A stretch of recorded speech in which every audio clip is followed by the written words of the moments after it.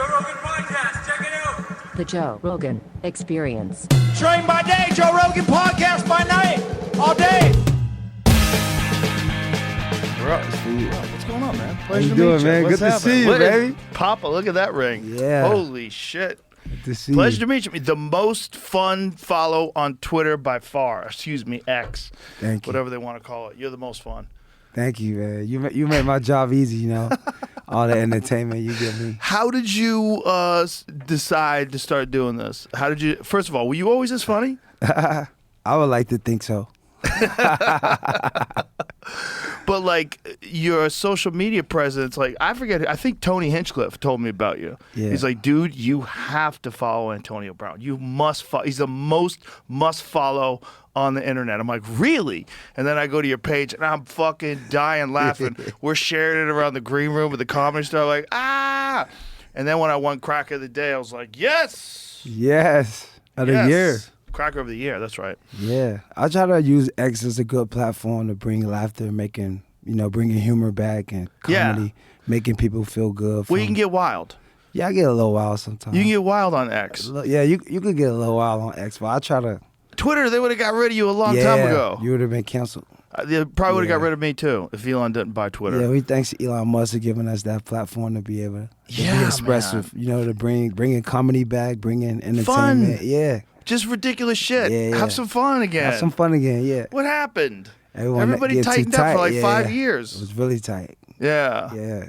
So how did how did you come up with hashtag CTESPN? Because that's my favorite. I feel like when I stopped playing football and I walked off the field, people was like, "This guy's crazy. Like he's retarded." You know what I'm saying? He's illiterate. So I was like, you know what? Maybe I could, rebrand CTSPN with, giving people perspective of different challenges people face and Yeah. great individuals, how they overcome adversity, and just kind of share and tune perspective of, how people is getting through trauma. No matter if you're a football player, I mean, what it's like for you. You started UFC, Yeah. UFC, like. The reality of head trauma is something that we're like, as a society, we're just embracing over the last 10, 20 years. Yeah. Like, it wasn't for that concussion movie. I think that opened up a lot of people's Yeah. eyes. That Will Smith movie. Yes. And the story, that doctor, of him finding how many people have like significant brain trauma from football. Yes. So for me, I try to use it because this is a serious standpoint. A lot of ex-players and players has been diagnosed and, passed away from CT. So for me, on a serious point of, bringing record awareness and bringing, a reality standpoint of what athletes and people fighting or anyone in their daily lives facing from head trauma, of just people writing them off, and encouraging therapy, encouraging how do you get through tough situation and then making it funny. You know what I'm saying? Because I feel like nowadays if you do something crazy, people like, oh yeah, that guy's crazy. So it's like, let's just show why they crazy in CTSPN and show the cause of the craziness. You know what I mean? Yeah, there's a real cause to the craziness. And, Yes. And we're ignoring it as a society because we love football, we love MMA, Exactly. we love boxing. So we just kind of like Overlook it with the entertainment. keep moving. Keep hitting. I'm friends with a lot of dudes, so I get to see what they're like after fights. Like everybody watches the fight. The fight's amazing, and then you run into them after fights and have a conversation with them. Like, oh man, their whole head's swollen, can't move their hands. Can't walk. Calves are blown out. Knees fucked up. Ice here, this there. Oh, the challenge. It's a challenge, man. Yeah. It's a real challenge. And when you started playing football, nobody even thought about it. Yeah, because you just, you never think about the repercussions. You just think, how to make a better life. Well, back then, nobody even really knew that was going to happen to football players. It was kind of a thing that they thought about with boxers. Rarely people talked about football players who aren't doing so good. Yeah, so I feel like CTSPN was brought back to recognize the awareness of high-level people experiencing trauma and not being able to overcome that trauma because, life's change on you in a second. You playing football, it's going to come to an end, and then what do you do next? Yeah. That's the hardest thing, right? For pro athletes, you go from being a kid to all of a sudden you are making millions of dollars. Yes. And you're young. Yes. And you're wild, and you're Yes. not thinking it's going to go away, and then all your Yeah. friends are buying jewelry, Yeah. and all your friends are buying Mercedes-Benz and Bentleys and all this shit, and you're like, fuck. And I think the number was something like 85% of NFL players go bankrupt within X amount of years after retirement. Exactly, because the lifestyle, and making so much money and being able to transition in regards of having a new career, not making that much money all at once like you used to. Yeah. And I think sometimes bankroll could be used to protect assets in regards of people coming after you too. You're Right. a big For target sure. when you're in position. Of course, yeah, but that is another problem with getting wealthy is that you become vulnerable to scoundrels, Yeah, the and scavengers. and dirty hoes. Yeah, dirty hoe, dirtbag. dirty money grabbing, like musty like bitches. calculated hoes. Yeah. Ones that it's not just like, well, the relationship didn't work out. The lawyer told you can get some money from him. Maybe you should go for it. Yeah, fuck him. No, it's like from the jump, they're calculated. These ladies these days, they gonna have a nigga baby because they homeless. Mm-hmm.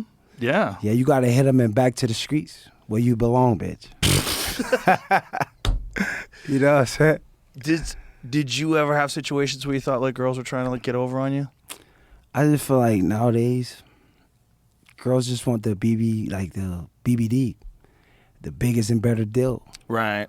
It's like, you know what I'm saying? That's built into human nature. Yeah, it's like, human nature is that's like, genetic. what's the next best thing? Yeah. So- It's called hypergamy. It's Yeah. like a natural state that women Stay in, right? Well, they look for, like, if you're doing okay, but then all of a sudden she starts working for a billionaire and he gets divorced and he's real friendly to her. Next thing you know, she It's the starts op. picturing that Seeing closet. the op, right? She starts picturing that closet, seeing all those shoes and purses and all that jewelry. She And, started licking chops, Yeah, going to the like, movie theater. he's actually nicer to me than my boyfriend. Yes, And then they start yeah. justifying it, and next thing you know, old Jed's She's a going. millionaire. She's going to the movie theater. It's hypergamy, yeah. It's a natural state that some women, I mean, obviously there's great women out there with character and morals, and they don't do that, but it's a natural thing that women do. They try to find a better suitor. Bigger and better deal. Yeah, yeah, yeah. When you talk about CTE, when did you first start noticing the effects of football? I feel like to me, I always knew like the game was gonna come to an end, and I feel like to me, I always played the game smart as a receiver, not putting myself in bad positions, getting hit. But I did have a chance to, rest in peace, Demarius Thomas, one of the ex-receivers who came in the NFL around the time I came in. I had a chance to see him experience, some of that CTE trauma and in How did he pass? from CTE. Yeah, Yeah. he passed from CTE. Yeah, when they study his brain, because I don't want to speak about the problems that he really had, but Yeah. being a close friend to him, we seen some of the experience that he was going through, and playing for Temple my last year when we won the Super Bowl, I think it had a player, Vincent Jackson, rest in peace, also passed from CTE. So for me, it's a real thing. It's a real thing. And not only just from the hits you take, but like you said, aftermath of your career, or having a moment in your career where some guys can't get over it, or you done seen fighters have a fight, or it may not go the way that they wanted to go, and it could possibly affect the outcome of how they look at it. And I feel like we all have traumas in our lives no matter if you play sports or not. Yeah. So just raising awareness of getting mental therapy and being able to, work on yourself so you can have a better life. Yeah, that's a important point you brought up, like the psychology of an athlete. You have to learn how to like put losses behind you and failures behind you, and regain your confidence, and then excel and move forward. Yeah, right. You just gotta not let one moment overtake the overall moments of your career. 'Cause Right. some moments are big moments, and if you get cut, little things that happen in your career, just take it with a grain of salt and be able to cope with the situations you're in. Yeah. When did you? I mean, you talk pretty openly about CTE, but when did you start feeling the effects of that? I feel like for me, I feel like I always was in tune and, aware of my situation and where I'm at in life. I've been pretty blessed in my regards of being a football player, to be able to come from Central Michigan as a walk-on to Central Michigan, leave 3 years, go to the Steelers being the second receiver pick in that year. And then, I always had a high belief in myself and never was deteriorated about the position or where I had to start from or where I was going. So for me, I always had the intuitive trust and the belief in myself regarding any situation I've been in because, I came from Liberty City from nothing. So to me, everything's a blessing. So I never let football or any position I ever was in life deteriorate my perspective and my outlook or how I looked at. Did you feel the way your brain work change at all, though? No, I feel like the older you get playing sport, you realize deteriorate, what the game entails on your body. I feel like in my 20s, I was just ripping through, dominating the game. Right, Then when you get 30, obviously it's a business. They're looking for younger players to excel at the game. And then when you leave one of the best teams and put yourself in a position to do what's important for you other than important for the NFL, so you know what's going to come with that. So to me, I always made the calculated decisions, to put myself in the best position, i.e. like playing with Tom Brady, going to the Pacers or leaving the Steelers or, I always try to just knew I wasn't going to play for a long time, just maximize the moment in the meantime playing. So when I'm done playing, I could live a healthy life. So you played smart. Gotta play smart. And as a receiver, man, they're coming for you. Yeah, you gotta play smart. That's target numero uno. Yeah. All the way. Yeah. Do you encounter a lot of young guys or I'm sure you run into and you definitely did while you're playing, young guys are coming in and you feel compelled to let them know hey, you got a short amount of time here. Yes. Nobody the longest anybody ever lasts is like Brady. What's he now? He's thinking about doing it again. Yeah. He's what is he, 43? 44 probably, yeah. Quarterback's a little different, right? Yeah. A lot different, right, than a receiver. Different than a receiver, yeah. And they have longer careers, but it's obviously for most people, you start hitting your 30s. That's the same thing with fighters as well. So when they pass 35, that's the cutoff.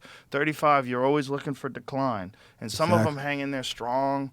Like Alex Pereira, he's 37. He's hanging in there strong, killing everybody. But for most guys, 35, 36, that's the drop off. 37. Do you feel compelled to talk to the young guys and Absolutely, because it's a short window of opportunity. Yeah. And you got to know what are you set out to do? You know what I mean? What you came to do? You got to have those intangibles, and just it's a long game. Yeah, yeah. Life is a long. Life is a long game, so football's a chapter. Life's a long game, and it could be the most fun chapter of your whole life. Exactly.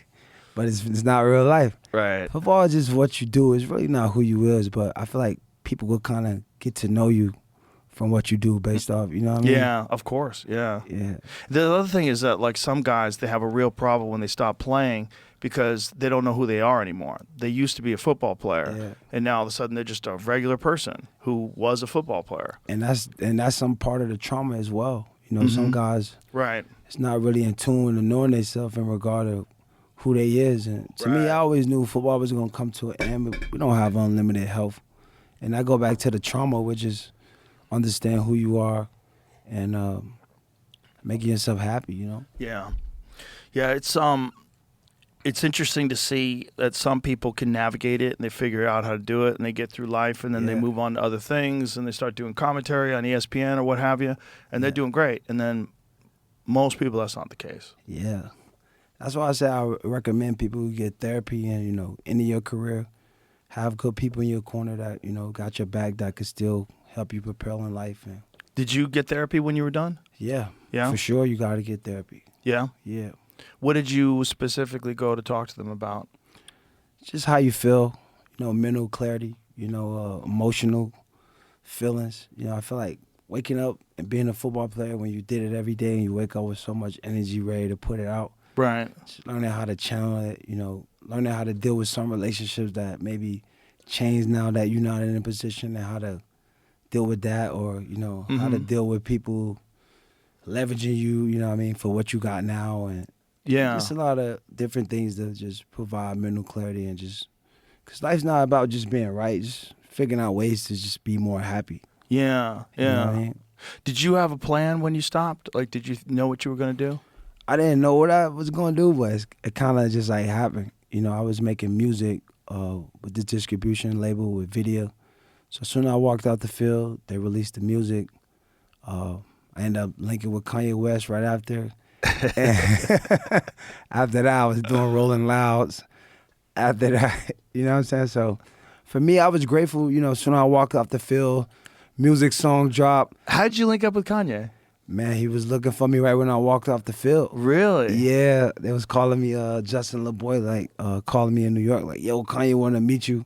I ended up flying to L.A. to meet Rich with Fashion Nova, and we met right in Craig's, randomly in Craig's, but he was looking for me in L.A., and after that, ended up hanging with him, making his album, Down to 2. And, wow. Just getting opportunities, so. That's crazy. I'm blessed to be able to have that happen for me, What is it like working with Kanye? Because I got to imagine Kanye, that motherfucker's a lot of energy, driven. genius, meetings at 8 o'clock, all the music. 8 a.m. or 8 p.m.? 8 a.m. Really? Every day, yeah. Really? All the engineers there, everyone on the team. That's unusual. Rappers at 8 a.m.? Nah, Kanye is really a business guy who put in a lot of work. I know a lot of people see his rants and him going off, but he's really passionate about his work. And he's a genius. Yeah, he's just scattered. Literally. He's all over the place, and sometimes he goes a little out off the reservation. I feel like he think in a lot of forms. Yes. So many areas he like to think. So you don't make music like that consistently unless you got a very different mind. Nah, that dude has a very different mind. All of his shit. He doesn't have one bad album. His new album's not getting enough love. Yeah, because I feel like people want to know where's he at. Like, where's he at physically? He's killing it still. His music is killing it. This new shit is killing it. Yeah, I wish he didn't sell swastika T-shirts on his website, but yeah. He does that to fuck with people. He does that to fuck with people. Yeah, he loves that's it. part of the fun that's of being Kanye. That's part of the marketing, yeah. Yeah, it's part of the fun of being Kanye. He's getting people talk about him. He puts an ad on the Super Bowl, and you go to the website, and he's selling swastika T-shirts. Like, what the fuck? The hell is this? It's so crazy, but the music is undeniable. Over and over and over again, it's undeniable. Every album, he doesn't have one dud. They're all bangers. They're all bangers. All fire. Yeah. And the new one, after all the shit he's been through, the new one is a banger. We play that shit in the green room all the time. Yeah, he's all gas. It's a gas. banger. Yeah, he's all gas. All gas, no breaks. Yeah. But 8 a.m. meetings for rappers is very unusual. I mean, he's more than a rapper. I think he's just a creative genius. He makes beats. He's in fashion, shoes. Right, of course, Just creative, lucrative, man. I feel like he's really passionate about. Yeah, the rap is just one extension of his creativity. Yeah, he can do whatever the fuck he wants. Yes. I just wish he would stop selling swastika T-shirts. He got to calm it down. I told him. I told him God God is love. Calm it down. Yeah, I told him God is love, man. He's a really in tune spirit with God. So I told him that God is love, be love.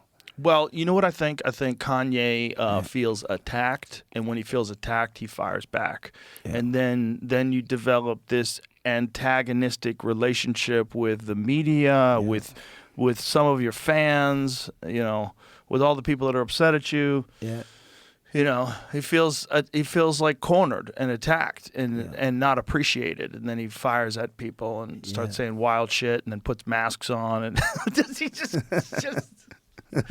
Well, he's a brilliant fucking guy. Yeah, he's amazing. When he came to do the podcast, unfortunately, at the time, Jamie caught COVID. It was like the early days, and Jamie couldn't be here.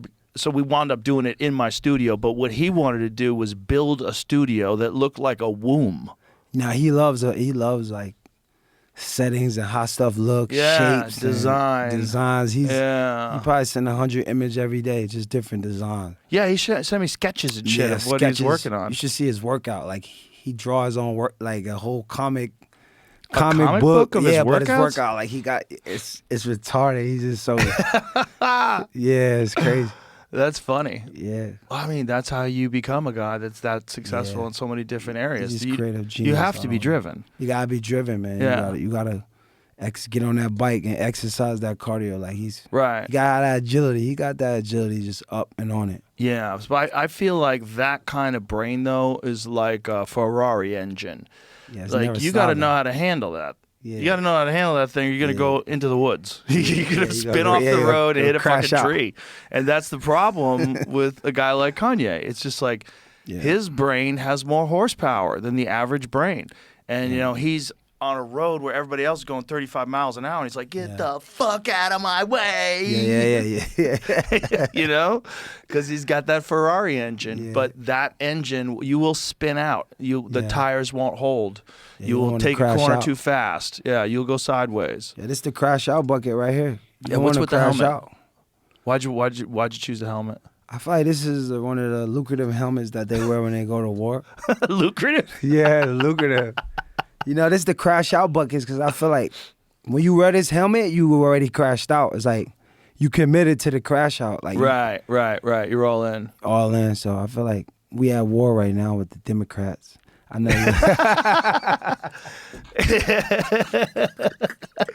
Isn't that crazy to say? I know. But, it's crazy to say, but I know exactly what you're saying. Exactly. I just can't believe people say it, and it's true. It's wild life right now. What is like the Democrats are now the Republicans. Yes, it's wild. They're the ones trying to control speech. They didn't even clap for the little kid. No. That was bullshit. They didn't clap for the little kid. They didn't clap for the lady who got fucked up by that volleyball player that was a dude. They didn't clap for Lake and Riley who got murdered by the illegal immigrant. Yeah, it was crazy.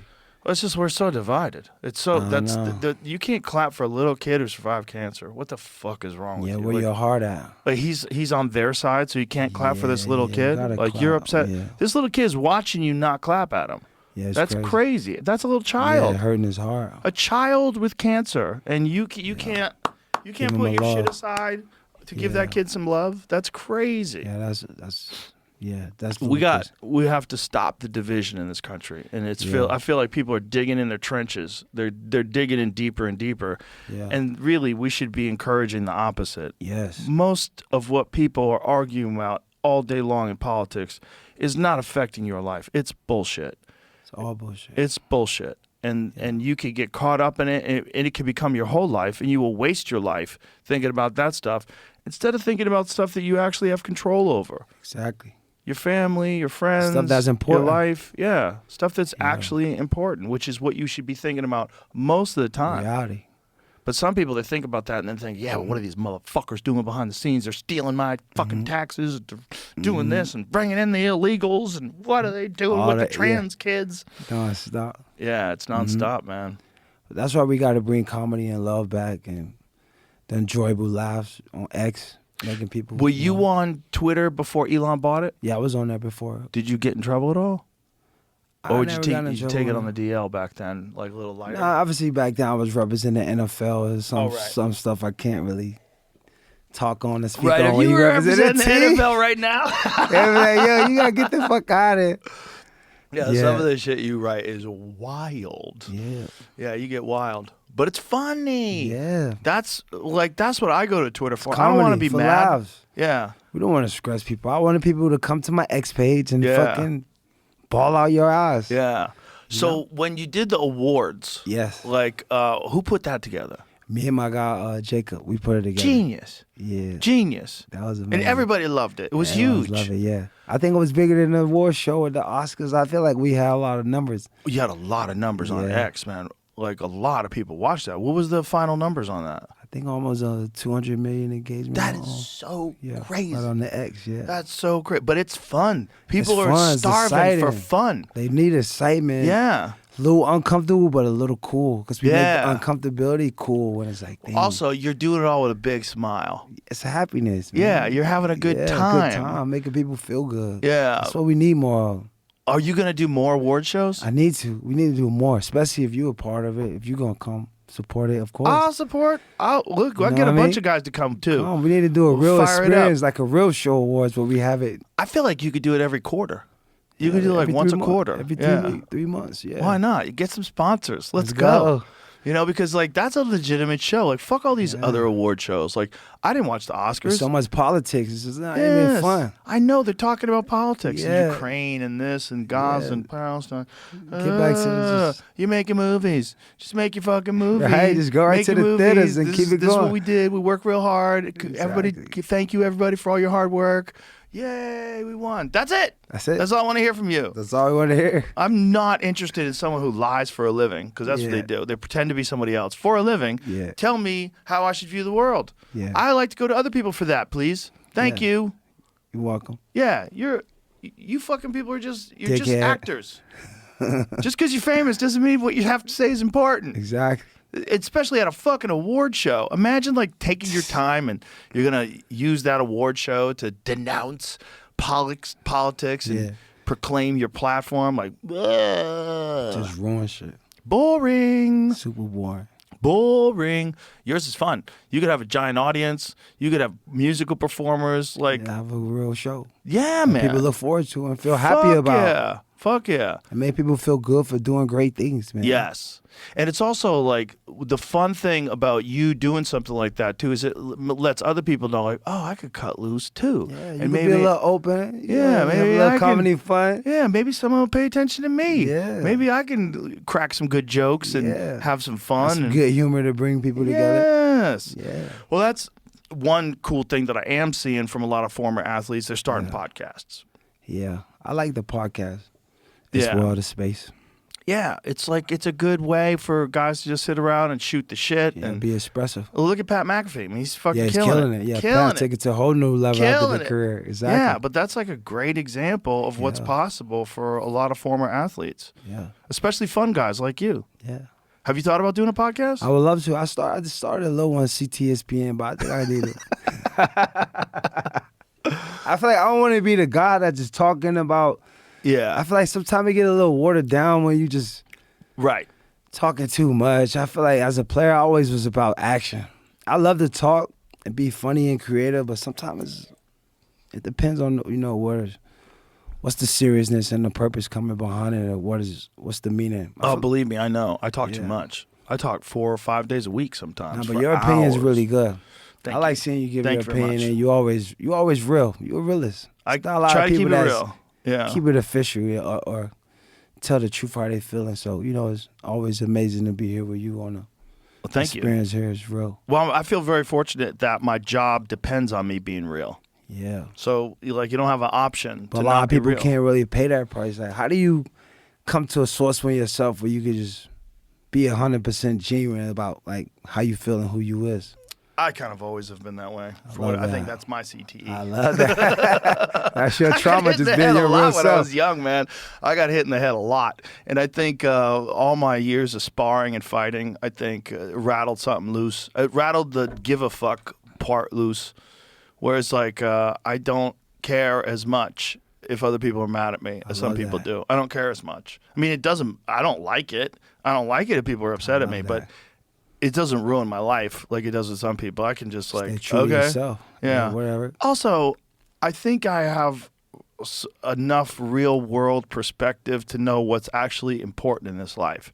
And it's not really necessarily other people's opinions, especially the type of opinions of people that get upset all the time about everything. They're not valuable opinions. So even if they're making you out to be the worst person that's ever lived, like according to them, but they're idiots. Like you have to be able to have perspective. And Sally. if you feel a certain way and you don't tell people, if you think a certain way, you don't tell people, you're doing a disservice to you. You're doing a disservice to them. Mm-hmm. Like nobody's benefiting from that. Nobody. No one's benefiting you holding back Yeah. from being your true self. So how do you handle criticism? You just handle it with achievement, right? Just don't say nothing, right? just keep on going. Just keep going. Achieve more, right? Yeah, this thing called life gonna keep on rolling. just ignore it. I mean, if I'm my worst critic. So if I have a bad show, if I do something I don't like or wish I didn't do, I am upset at myself more than other people are gonna be anyway. Now you're a realist. Yeah, so I'm not Remorseful. interested in the opinions of people that are easily upset by almost anything. How do you feel about crypto, man? You got Phantom Wallet? How do you get your money in crypto? Well, Jamie and I have been talking about starting our own bullshit coin. That'd be dope. You know what I mean? I'm not doing it. Not bullshit coin? I thought you were gonna do a pull it up Jamie coin. No. What about the butt coin? You heard of butt coin? No, what's butt The coin? Doginal Doge coin? Doginal. I read a show today, Doginal Doge coin. I mean, it's a bunch of coins. There's like a million coins, Yeah, right? it's like a How million many coins coins out are here. there? How many like meme It's coins? over, though. It's over. It's over? Yeah. What do you mean? The meme coin? It all fell apart like When? last week. This week? Yeah. Jamie? For real? Everything Yeah. fell apart. Why did it fall apart? Because it's nonsense. I hope we didn't ruin it by talking about it. Did Could have. I don't know. I'm thinking Did about Portnoy launching a ruin it? meme coin. I don't know. I'm not making any Portnoy kind of accusations. exposed it It's over. because Portnoy was the only one that was looking at it, going, "Am I going to jail? Like, Yeah, you is gotta be this careful. legal?" Yeah, I feel like you should. I was thinking about launching a coin myself that's really legit, that you don't own, you don't sell it, you don't rip it. That way, if it tank, they make their money. I feel like you could go to focus.xyz at AB and check it out. Is that yours? Yeah. Okay, so you promise not to pump and dump? Yeah, no pump and dump. It's unruggable. Like nobody could pump and dump it. Oh, you can't pull the rug out? Yeah, you can't pull the rug out. So that way Really? it just stay and grows. Because that's why I feel like that's what people get in trouble with all these coins, just pump and dump. And people Right. don't want to be scammed or fucked over or Exactly. manipulated. So I feel like you got to have, for me, to make one coin, I feel like we got to make one that won't sell a tank, an unguardable Yeah. one that you could focus on. I think I'm going to put it out now. It's on focus.xyz/AB. if There you was wanna check it out. this one coin that Hamzat Chimaev, the UFC fighter, released. That was they were claiming that he did a pump and dump, and there was like, you ripped off your fans. I'm like, Yeah, you can't man, rip off your fans. You can't rip off your fans, obviously, but also, I don't know if the people that are buying those coins are fans. I think they're gamblers. I think those people are just gamblers. And they're just trying to figure out, okay, if I buy in now, and Will I they're make fucking, money? they probably got like their finger over the sell button, waiting for it to get to a certain number, And then cash go! out. and cash out. It's like the casino at that point. 100%. But it's more rigged than the casino, because the casino, like, the person playing it can't rig it. Yeah. But the person playing it is rigging it. The person Yeah. buying the coins can rig it. Like, especially if you get a famous guy like Hamzat or someone else to tweet about it and make it a big deal, and then the price goes up, and then you just pick a peak Yeah. number, and when it hits that number, you're like, that's it. Yeah, you can't fuck people over. No one's feeling good without their No. decision. But also, who are these people, and why'd they think they were going to make money on bullshit coins? Yeah, I don't get Like, it. what is? Are we? You know what I'm saying? Like, Yeah, what is it? Are we mad at the casino when someone blows all their money playing roulette? No, we're like, well, that's what you signed up for. Like, Yeah. you could have won money. Like, people win money on roulette, Yeah, they or win they money. don't. But if you lose all your money in roulette, we're not mad at the casino. No. So why are we mad when At the someone people when you loses put- their money in meme coins? You know, it's like, I what the know. fuck did you think was going to happen? You took a gamble. Yeah, you're literally buying a coin that's like a little doggy face, and you you took your whole life savings and you gambled on a doggy face coin. That's what, a fake money coin? Explain that to me. Dumbass of the day. That's dumbass of the day. Yeah, right. literally. It's like, I feel terrible for anybody who got tricked into doing that shit. But I think most of those people are not getting tricked. They're like scamming. Yeah, they're trying to they're like hustling. figure out. They're hustling. They're trying to Yeah. figure out when to buy, when Figure to a way sell. to make it big. Yeah. But the weird thing is, like, a guy like Portnoy can tweet about a coin, and then once he makes that post, the coin goes up, and then he sells, and he makes $1 million. He's like, is that okay? Like, is that legal? Well, it turns out it is legal. Yes. That's totally legal to do. Yeah. But, like, shouldn't there be some fucking regulations? Because you can't do that with a lot of things. Yeah. If you did that with the stock market, wouldn't you be in trouble if you did that with the stock market? Like, if you tweeted about a stock, and then that stock went up, and then you sold right away. Like, if you're like, I'm bullish on this stock, and then that stock goes up, and then you sell right away. Is that a pump and dump? It is, right? Yeah. No, It's that's how not? it works. No, Is that totally legal? yeah. It's legal. Talk in the microphone, bro. I have no idea why that wouldn't be illegal, but that's not pumping. But you're promoting it, right? That's not pumping. No, pumping literally is you're putting money up.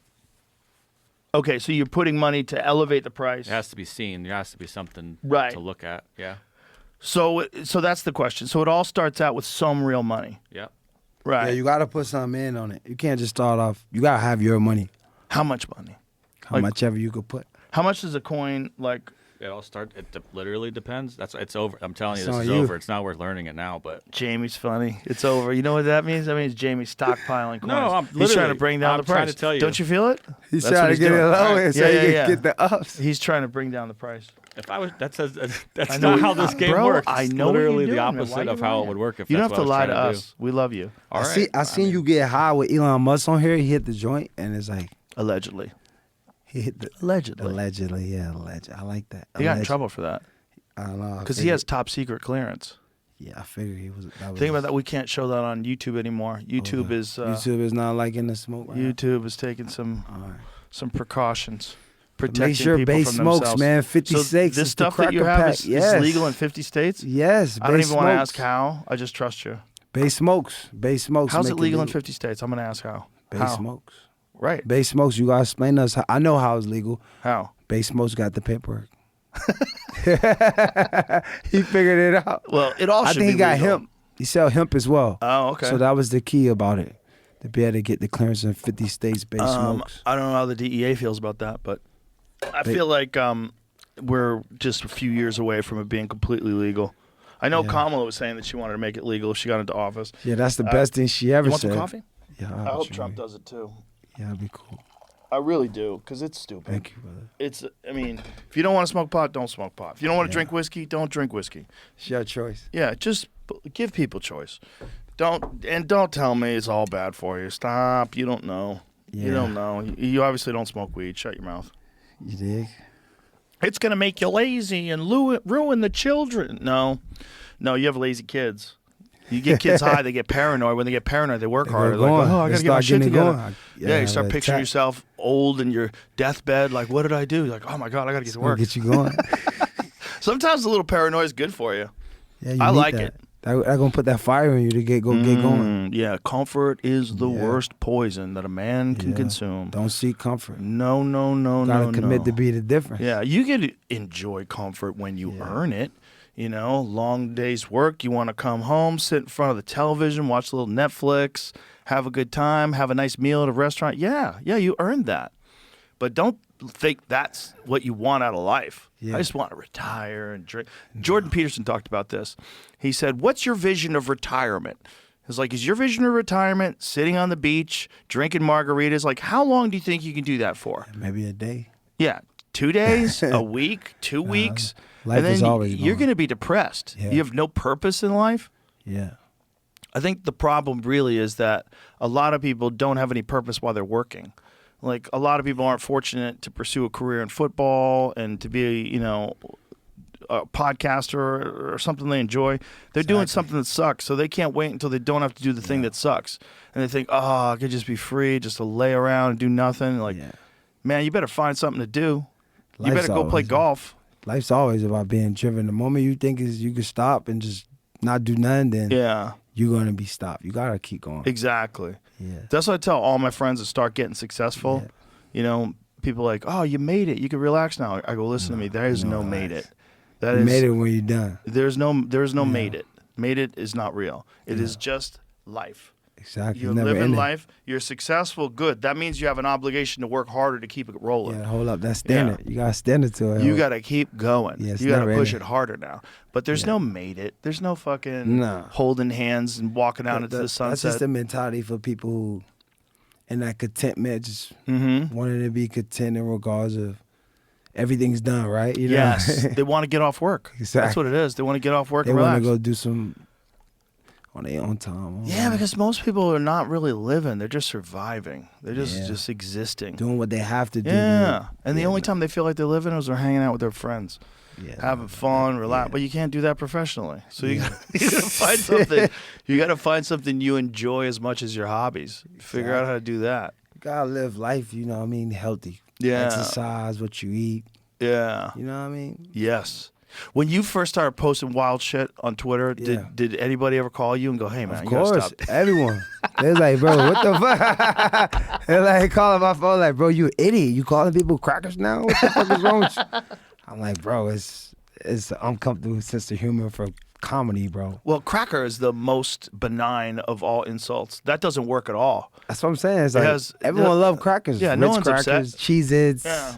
No one's upset. I just feel like when I first started, they're like, what the hell is you doing? Yeah. Or faggot of the day, they're like, whoa. yeah. You know what I mean? But I was like, you know what? It's not meant to like, it's meant to bring people up to say like, yo, we could have a funny moment. Like, For fun. yeah. Yeah, fun. Yeah, enjoy yourself, man. Enjoy yourself. Yeah, we need a lot more of that. And but I think, we were conditioned because of the way the old Twitter worked to be very careful of what Cautious. you said, Yeah. very cautious of what you said, and also there was real consequences. Yeah. You wouldn't just get banned from Twitter. You might get banned from Facebook and everything else as well, and then get labeled a dangerous 100%. person. I remember when one of my football friends, Rashard Mendenhall, back in the days, he tweeted, it was like 2012, he tweeted about like 9/11 when he was playing. And I remember right away, they had like the feds calling his phone, newspaper. It was crazy. What did he say? He just like, I don't think we should be celebrating the death. I think the death of Osama bin Laden. I think it was for the 9/11 attack. I think in 2012, I think we just killed him. America just had killed him. So I feel like he tweeted something, and it was like back when Twitter was like you was limited with what you could say. That was a prime example of And did they attack him? They attacked him all over the news. I think that was his last year with the Steelers. Really? Literally. They got rid of him because of a tweet. Yeah. God damn. What did he say? Can Pull you up find out what what he said, Rashard Jamie? Mendenhall said a 9/11. Shout out to Rashard Mendenhall, man. That's my brother. Yeah, that was a dangerous time to say controversial shit. You'd lose your whole career, and you couldn't get it back. Yeah, it'll be over. You couldn't get it back then. No, I mean, you wouldn't get it back. There was nobody rebounded from those days. Like there was people that had like big public personas, and then they kind of got removed from the conversation. And even when they got brought back years later, they were so Still devastated out of by it. Yeah, so yeah, traumatized. They had CTE by that time. like legit, the Yeah. trauma. Like you're legitimately worried. Yeah. So what does he say? Mendenhall's post day after Bin Laden news broke said, "What kind of person celebrates death? It's amazing how people can hate a man they have never heard speak. We only heard one side." He also tweeted September 11 attacks. "We never know what really happened. I just have a hard time believing a plane could take a skyscraper down demolition style." The latter post was eventually removed by Mendenhall's Twitter page. Wendy's offering was a different story. I appreciate those who've decided to read this letter and attain a greater understanding of my recent Twitter posts. See, have gotten misconstrued, and I wanted to use this outlet as a way to clear up things that do not truthfully represent myself, what I stand for personally, and any organization that I'm a part of. First, I want people to understand I'm not in support of bin Laden or against the USA. I understand how devastating 9/11 was to this country and to the people whose families were affected, not just in the USA, but families all over the world who had relatives in the World Trade Center. My heart goes out to the troops who fight for our freedoms every day, not being certain if they will have the opportunity to return home, and the families who watch their loved ones bravely go off to war. Last year, I was grateful enough to have the opportunity to travel overseas, to participate in football camp and put on for the children of U.S. troops sanctioned in Germany. It was a special experience. These events had a significant impact in my life. Oh, point out the celebrates death tweet. This controversial statement was something I said in response to the amount of joy I saw in the event of a murder. I don't believe this is an issue of politics or American pride, but one of religion, morality, and human ethics. See, that's the problem with tweets, because you're writing something, it's 120 characters back then, and it's just, a complicated issue like that thing. Like maybe we shouldn't be celebrating death. Maybe we shouldn't be celebrating murder. Exactly. Maybe we should, instead of like having joy and cheering, maybe we should wonder how that guy got into the position he's in the first place. Like what happened? If you know the whole history of Osama bin Laden, it's kind of fucking crazy because he worked for us. He was the head of the Mujahideen. Yeah. Yeah, and we trained them. The CIA trained them to fight against the Soviets. And, we fucking armed those people, supplied them, got them going. And then they, after a while, they're like, fuck these people. They turned on America. And instead of being our ally, they were our worst enemy. What are you doing over there? Snapchat? What's going on? No, I was texting You don't myself. Snapchat, do you? No, I don't be Snapchat. No, the kids Snapchat. My kids don't even text. They just snap their friends. They're in the middle of the movie theater or something. They're like, take a weird face, send it to their friends. I'm like, what are you doing? This is a weird way to communicate. Snapchat just got all the filters of the face. You could just make it creative with the text. Kids are just all in addicted to Snapchat. I was just texting my son. Another thing that's weird too is they all have a Snap map, so they know where they all see are. where you at all the time. They're like, oh, she's with him, that fucking bitch. You see where all your friends are. Yeah. You got a map of all your friends that you let see a whole follow. layout where everyone at. It's weird, man. It's They're all kinda little awkward, surveillance right? experts. Standing on the map. Yeah, they're all little narcs. They're all narking on each other. But the crazy thing is they give it up to each other. They all, like, you have to, if you have friends, you have to let your friends know where you are on the snap map. And if you block it, like if you block them temporarily, what is she hell doing? You at? Where do you go? What is he up to? You off the grid? He's off the grid. What this motherfucker? What is he doing? What the hell's going on? Yeah. Man, kids today, they don't have any fucking privacy. No, everything is exposed. Everything's exposed. Yeah. What year were you born? 1988. Okay, so by the time you were 20 years old, phones were just starting to arrive, right? Like 98-ish. Yeah, the Sidekick. You're right. Flip phones, Nextel. Remember the Sidekick? Yeah, flip it over. I was so jealous. Like, wow, you got a keyboard? Need that. Yeah, it was amazing. That's crazy. You got a little keyboard? And then people's sidekicks were getting hacked. Remember Paris Hilton? Some pussy photos got out, I believe. I mean, she had designer vagina. Maybe she just had a pretty one. Yeah, some girls are just born with a pretty one. It's crazy. But some girls do get designer vaginas, which is like, ladies, you don't have to do that. Yeah, you don't do that. We don't care what it looks like. Yeah. Like, I don't mind a little chaos down there. I don't mind a little Harry Potter. Yeah, you don't have to. I hit it with my wand still. You don't have to trim it up, make it look like the perfect wonton. That's not necessary. If it's hairy, then that means it's not really been spanked a lot. I don't know if that's true. There's a lot of hairy ladies with loose morals. Damn. Yeah. I thought a hairy pussy is not a busy pussy. It depends on what she's doing with it. She might just let it work because nobody getting it. Maybe. If she cleaned it off, that means she's getting ready to give it. But can you imagine, I guess dudes do get dick operations, right? Because they get circumcised. Yeah. That's a dick look operation. I thought it must be a shortage of dick out here. How much pussy I'm getting?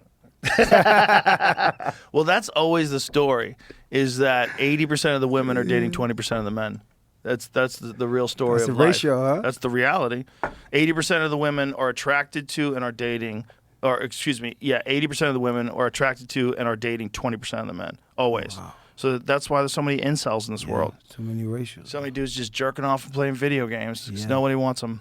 Yes. And that's a self-fulfilling prophecy because if you keep jerking off and playing video games, you're never going to succeed in life. Yeah, the so pressure. no one's ever going to look at you like, Yeah, you're never going to get the opportunity. Yeah, exactly. Damn. I'm glad I'm not born in this era. Yeah. This is a terrifying era to navigate for kids. Yeah, it's really bad. Also, the ability to just send a dick picture when you're 15, that's crazy. Yeah. You could just pop it out. Yeah, that's not. Yes. That's too much responsibility for a young man. That's like walkie. giving a young man a nuclear weapon. Like he can't handle that. Yeah. That's too much movie. That's way too much. Yeah, that's way too much. And then they all got porn now, which is even crazier. It's too available nowadays. Too much at the finger of these kids. Yeah, instantaneously. Not just porn, but murder. Man, me and my friend Tom Segura. Do you know Tom Segura? I heard of the name. He's hilarious. You need to do his show. He would have you on. Yeah. Your Mom's House. It's a great podcast. Wow. A huge podcast. But he and I send each other every day the worst shit we could find on the internet. Wow. The worst shit that comes across my Instagram feed, I send it to Tom.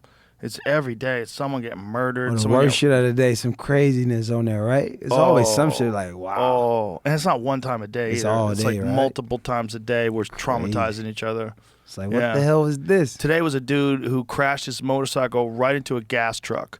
This dude just rode his motorcycle. The bike explodes, catches on fire. The tank explodes. The dude gets cooked. Damn. Yeah. He just went fried turkey on the middle of the street. One day he's riding his motorcycle, enjoying freedom, and then a second later, boom. I've seen every horrible video that's on the internet. Every one of them. That's crazy. That's fucking ludicrous. The internet is undefeated, but it is our shit. Like, we run the internet. Yes. It's open. Yeah. That's the beautiful thing. Like, you get these memes. I don't even know who's making them, and they're hilarious. And they're just coming. Someone's texting them to you, and like all the time. I seen one. I seen one today. I posted it. It was like the wrestling guy had said no condoms, and then Elon Musk. I was like, I don't like condoms either, so I could have put my name in shit. Yeah, Elon Musk has how many kids now that we know of? I ain't knew he was getting so much pussy. I thought Elon Musk was a calm guy. I wouldn't say he's calm. I mean, I think it's going back to like the Kanye Ferrari engine analogy. It's the same kind of thing. It's just in a different realm. That's what he is with like rocket science and car design and satellites and spaceship in the pussy. Exactly. Also, like when you are literally the richest man in the world, like how it just come to you, right? What are his DMs like? His DMs jumping out the gym, huh? Full of titties. His DMs must be full of bitties, huh? Back shots everywhere. Everything. Squats and fingers and sucking on bananas. It's like his DMs must be wild. He's got a movie theaters in his DM. There's girls just thinking, like, what's the move? What's the right thing to send him? You know Sean Kingston? My God loves you. No. He's calling right. You never met Sean Kingston? He's calling me right now because he loves you. What's up? Yo, Sean. What's up, Sean? What's going on, my man? How you doing? I'm a huge fan, man. We got to do an interview, man. That's my brother you got up there, man. Tony O'Brien is my brother, man. He loves you. All right, man. Well, cool. That sounds great. I love set it him, up man. for you. I would love to go up there. What's up, hey, Bizzle? What's up, baby? We're here with Joe right now. We're live right now. You live right now, Sean. Yeah. Shout out to Joe Rogan, the best motherfucking podcast. Can I curse? I don't know if Yeah, I can. you're allowed. You're allowed. It's the best podcast. I go to sleep watching this. This man talks so many. This man got knowledge of a man. Listen, Joe You're really Rogan is smart. the best. The Thank you, best. sir. Appreciate you, man. Thank you very much. Thank you. Love, brother. Love you, Hey, brother. Call me after, bro. Call you after, brother. Call me after. Yeah, they're excited. Everyone's excited I'm here. Even Theo Vaughn told me to play some Trick Daddy. Oh, okay. Everyone loves you, Joe. Theo's the best. Theo's the man, too. I love that dude. Yeah, he's the best. He's so unique. Yeah, he's different. I don't know anybody Swaggy, like him. Cool, calm. Yeah. Got the mullet going. He's swaggy. Yeah, and just the way he talks, like Yeah, he's he's so funny. ridiculous. Yeah, he got the country. Theo and I went to dinner the other night, and we're sitting at the table eating dinner for an hour and a half. We're just nonstop crying, laughing, just crying, laughing. At the end, like my sides hurt when we got up from the table. I was like, "Oh my god, that was so much fun." So having friends like that is the best because like everywhere you go, it's like you have a good personal moment. show. Yeah, it's always entertaining. Yeah, we're just always fucking around and having fun. What about Shane Gillis? He's the best. He's the best, right? He's the best. He's hilarious. Yeah, we were just hanging out Tuesday night. Yeah, man. Yeah, Shane's awesome. He loves you too. Yeah, that's my heart, man. Yeah, all my comedian friends love you. They're all sharing your They're shit all the best. Yeah, I time. love those guys. Yeah, he was excited when he got Cracker of the Year Yeah, too. he's amazing. He's killing it too. He is. He's killing it. He's so funny, man. Yeah. And he's such a good guy. Yeah, like he's such a genuine. sweetheart. So genuine. You could just see by a smile, pure heart. 100%. Yeah, pure heart guy. Just sweetheart of a guy. And you know, I'm just glad there's more people like that in the world. Yeah, we need more people like that, like him. Yeah. In the world that's just, pure, doing what they love, giving back comedy, making people light up. Yeah, Yeah, and we need that. and spreading fun. Yeah. Again, back to the same thing that you do. Fun. Yeah. Fun. There's people who enjoy themselves again, Let's be Yeah. our natural selves. Make the uncomfortable a little comfortable and a little fun. Yeah. Yeah. Well, especially in today's era of everybody, we're getting past the days where everything was like tight and everybody was going crazy. And I think things are lightening up. And thanks to Elon buying X, that had a huge impact because I think people realized that it wasn't just them that was thinking things had gone too far. It was most people. But they didn't have a way to express themselves because if they said it, they got attacked. Yeah, no one wanted to ruin what they built up for a couple seconds on what they said. Exactly. What I mean? It takes Like- so long to build your shit. Yeah, It's we just showed. Yeah. Yeah, exactly. You lose You everything. lose everything for one moment. Yeah, so you're sitting there, maybe you got a couple of drinks in you, and you're like, I gotta fucking say something. Like, Yeah. someone needs to be there to grab your hand. Like, Calm that shit don't- down. Don't ruin everything we don't built this. do it. Yeah, Don't do take it. yourself out the game. But I think now, if you do that, people go, yeah, I'm glad you said that, because I was thinking the same thing. Yeah, exactly. Like, now it's different because people feel like they can express themselves, Yeah. which is the real danger of censorship. Even if you don't agree with what someone is saying, you gotta let them say it, because if you Yeah. don't, someone's gonna limit what you say. And that's just the nature of free speech. Exactly. I feel like we all have the right to our own opinion. No matter if it's right or wrong, it's just your opinion. We 100%. Yeah. Look, you don't have to go to your Twitter page. You don't have to go to my Twitter page. You don't have to listen to this podcast. Yeah, it's your don't have option. to- It's your It's your freedom. option, but you should have that option. Yes. And you should have the option to express yourself. You should also have the option to say things, and if you And think not- that it was misconstrued, do what he Express did yourself. and lay it all out. Yeah, This is how I detail it, really layer it feel. up. This is my actual feelings, and I feel like if you read that, he should have been completely forgiven. The idea that they traded him after that, that's disgusting because that's also censorship because now you're encouraging other people to keep their mouth shut. Exactly. You're showing them the rules of what is going, the aftermath of what's going to come if you do that. 100%. So it's grateful that we in better times and things getting better. Yeah. People able to express themselves more on the X app and thanks Elon Musk giving us that good, Yeah. I think freedom of speech. I think the country's moving in a good direction. As long as we can avoid this fucking war. As long as we can avoid war and war with China and war with Russia and everybody else. If we could just avoid that, I think we're going to be okay. We just got to make it through some weird shit. Yes. And UFOs. And UFOs. You saw those UFOs? Yeah, man. They're everywhere. I don't know what to think. Some days I think we're being visited, and some days I think it's all the government. It's all bullshit. Yeah, it's all drones. Some maybe some. What do you think it is? Maybe we need to just call the Men in Black. See if they know. The Men in Black, I think, are real. I think that's government agents that come visit you after you've had some sort of an experience. Maybe. I think that's what it is. I mean, there's always been these stories of Men in Black coming to visit people after they've had encounters. Yeah. I mean, it makes sense. If you're yapping about some shit, especially if it's actually some government shit that they're working on, and then, some two men in suits come up, and when you see two men show up in a Cadillac in suits, you automatically assume they're serious people. Some serious they get shit out going with on. black suits, black ties, and they look at you and they tell you, "Hey, Antonio, we'd like to talk to you about your encounter." And then you're like, "Oh shit, I'm in trouble." with And these then guys. they're doing some hypnosis on you and some mind control shit, and bringing you in a room, and then you leave. And you don't know what the fuck happened. Just Like, went what on. happened? Antonio got visited by the Men in Black. That's what I think the Men in Black is. I think it's government agents investigating. Agents, investigators coming through. It gotta be. Or if there's like a legitimate UFO sighting, like something legitimately that the government doesn't know what the fuck it is, I think then also they would send people who are authority figures. What better authority figure than a man in a suit? Yeah. Yeah. Random as fuck. Yeah. Will Smith, Men in Black, wearing a suit. I don't think they really can erase your memory. I don't think they go poop. No, Like I just don't, take I don't my think they memory. can do that. But I do think that they probably use mind control on you. They probably hypnotize you. They hypnotize you probably for sure. manipulate the way you think, especially if you're under stress. Yeah. If you're nervous, like you think you could be in trouble, like something's going on. They get you out. Yeah. I remember Tony Robbins kind of did that to me one time. He did it to you? Yeah, you know Tony Robbins? What did he do? He did that, kind of hypnosed me a little bit. Really? Yeah. How did he do it?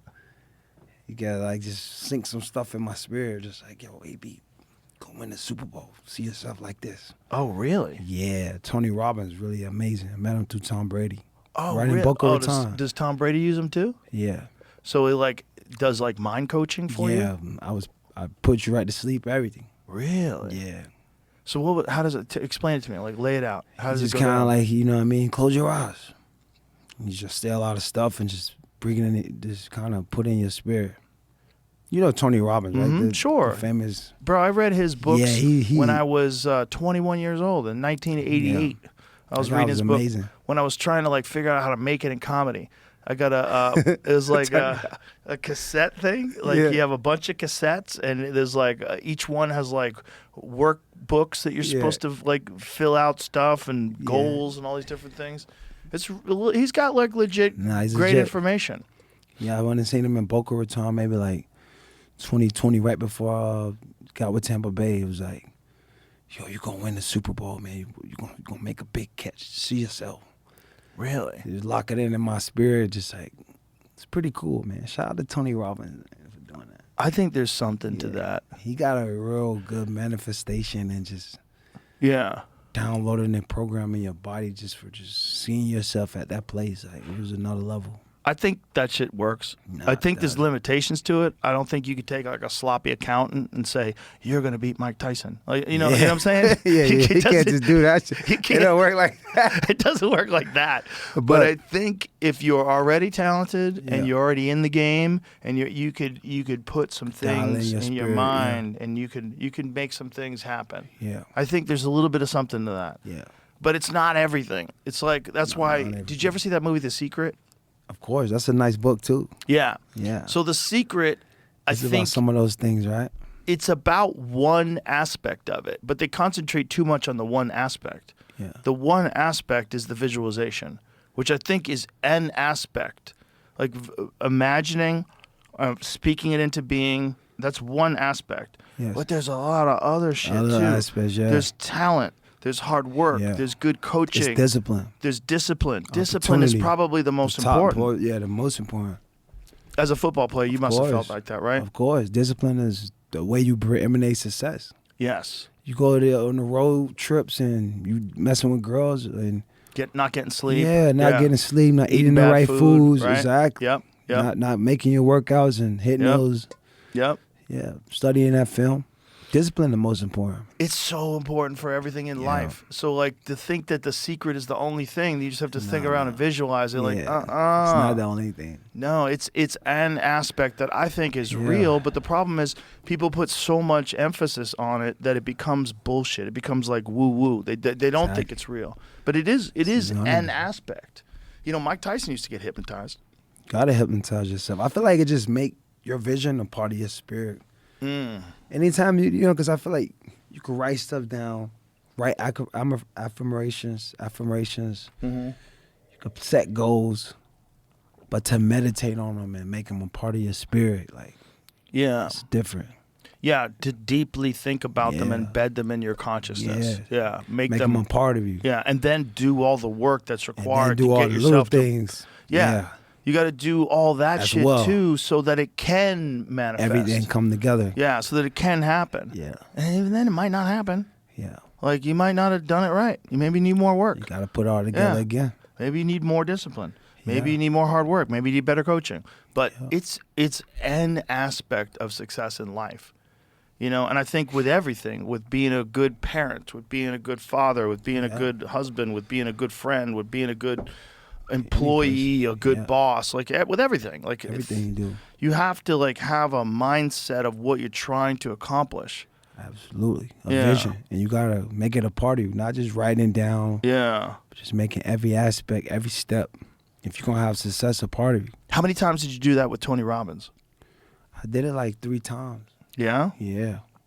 Well, We so did his house in Boca Raton. did the first time freak you out? Because the first time was probably the weirdest. The first one, time I was a little weird, but then when I went to sleep and woke up, I'm like, dang, I feel refreshed. Like, I feel like, you know what I'm saying? I feel like right?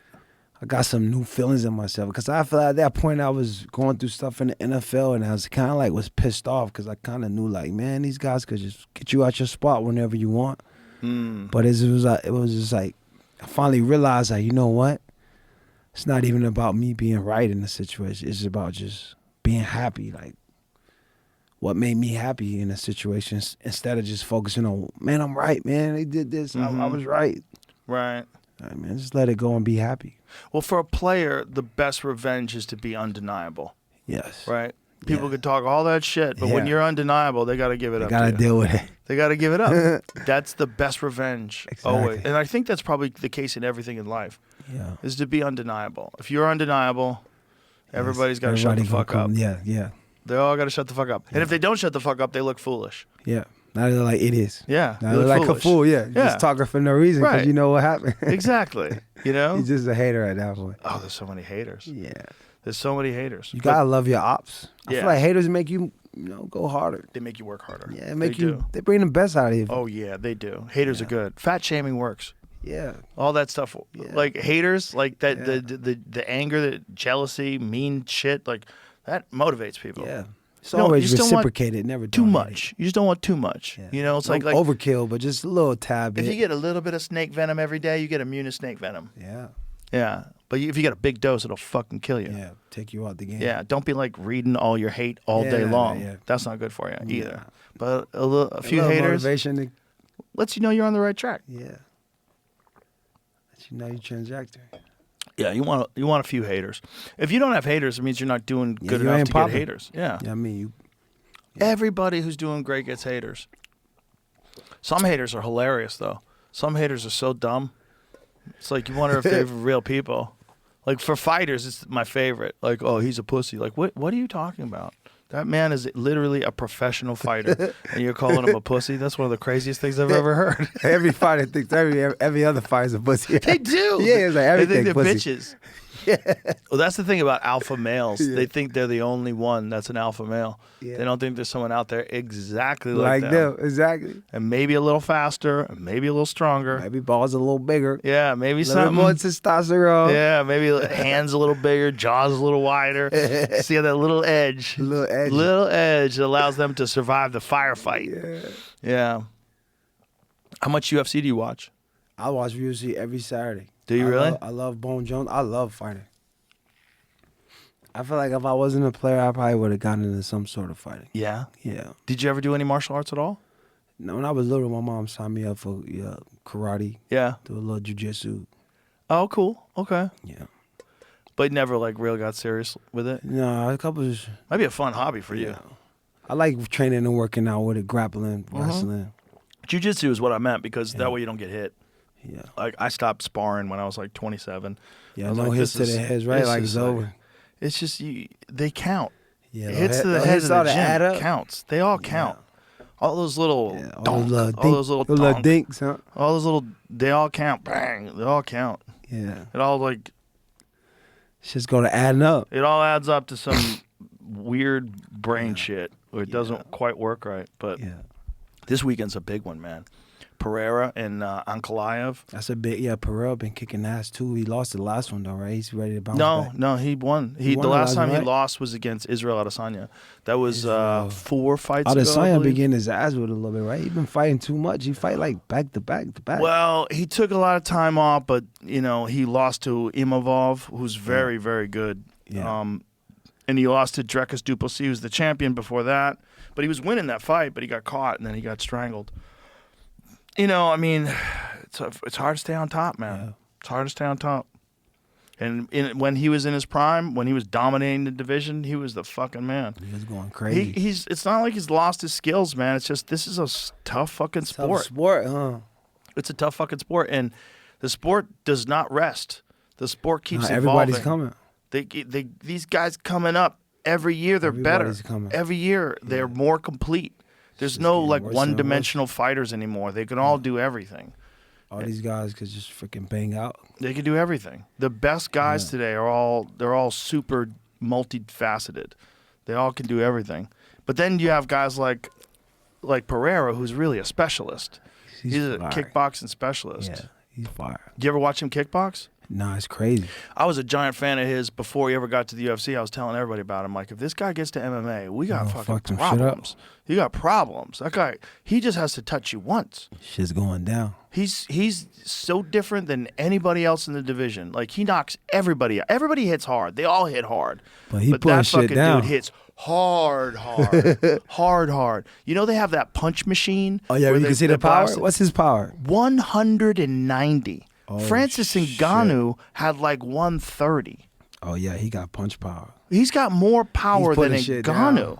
That's crazy. I mean, I can't even believe. I want to give Francis a second chance at it. I feel like he wasn't swinging hard enough. I feel like if he knows that Fran's Pereira so got big, 190, right? He would go a little he's harder. so much bigger. Francis is like 270 natural, 270 pounds natural. Fucking hog walking. Yeah, just giant, massive. Crazy. And if I feel like he could probably punch harder than he did. I feel like if he knew that Pereira was going to break that record, give him a second Yeah, he crack probably at it. go a little harder. He Yeah. probably punch it a little bit more hip action. Yeah, a lot more. Yeah, just fucking. But right now I think Pereira has the heart. See if you can find that video. It's crazy to watch because he even does it with his right hand, which is not his power punch. And it still his was power 130? punch is his left hook. His left hook is what he knocks out everybody with. But it might be that his left hook is faster and it's a better weapon because it's in the front, and his right hand is more powerful, but he just doesn't land it as often that way. Did you find it? It's crazy. You hear the thud? Put your headphones on real quick. Listen to this. Oh, you didn't get it yet? Okay. You got it? There's someone else talking about it. There it is. Okay, here we go. Put them on. Now it's up there. What do you mean? X.com full video? Retry? Yeah, it's up there. Oh, it disappeared? Somebody took. Here it is. That's not. It's That's not it? just a picture. Oh, but the video's got to be on there. Yeah. You want to give me a second? Okay. Is that it? Yeah, here it is. Okay, give me some volume. Oh my God. 191. Watch this. Check this out. Oh. Oh my Damn. gosh.